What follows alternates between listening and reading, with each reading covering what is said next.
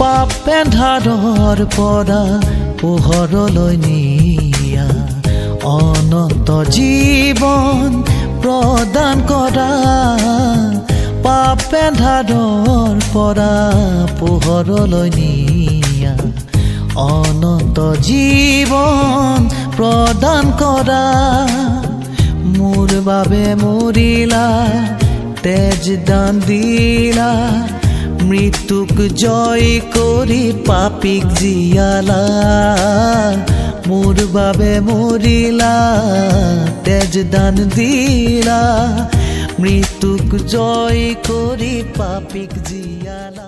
প্ৰভু যীশু খ্ৰীষ্টৰ সৰ্বশ্ৰেষ্ঠ নামত আপোনালোকক সকলোকে নমস্কাৰ জনাইছোঁ।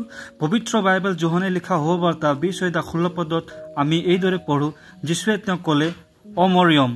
তাতে তেওঁ মুখ ঘূৰাই ইব্ৰী ভাষাৰে ক'লে, ৰবনি, অৰ্থ হে গুৰু। যীশুৱে তেওঁক ক'লে, তুমি মোক নুচুবা। প্ৰভু যীশু খ্ৰীষ্টই জি উঠাৰ পাছত যেতিয়া খালী মৈদামৰ ওচৰত মৰিয়ম গৈ পালে, তেতিয়া প্ৰভুক নাপাই বহুত ব্যাকুল হ'ল আৰু কান্দি আছিল। প্ৰভুৱে তেওঁৰ নাম মাতি ক'লে, তেতিয়া তেওঁ সেই মাত শুনি প্ৰভুক চিনি পালে আৰু ঘূৰি তেওঁ জোৰকে সাৱটি ধৰি তেওঁক ক'লে, ৰবনি।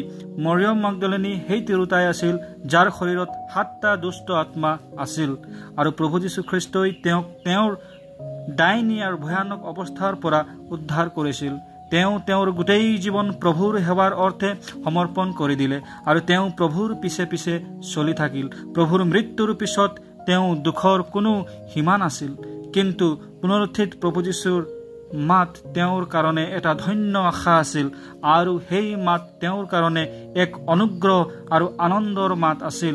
আজিও প্ৰভু যীশু খ্ৰীষ্টই প্ৰত্যেকজন পাপী মনুষ্যক উদ্ধাৰ কৰিবলৈ মাতি আছে আৰু যিকোনোৱে তেওঁত বিশ্বাস ৰাখি তেওঁক নিজৰ জীৱনত প্ৰভু আৰু উদ্ধাৰকৰ্তা স্বীকাৰ কৰে, তেওঁ উদ্ধাৰ পায়। প্ৰভু যীশু খ্ৰীষ্ট আজি আপোনাকো মাতি আছে।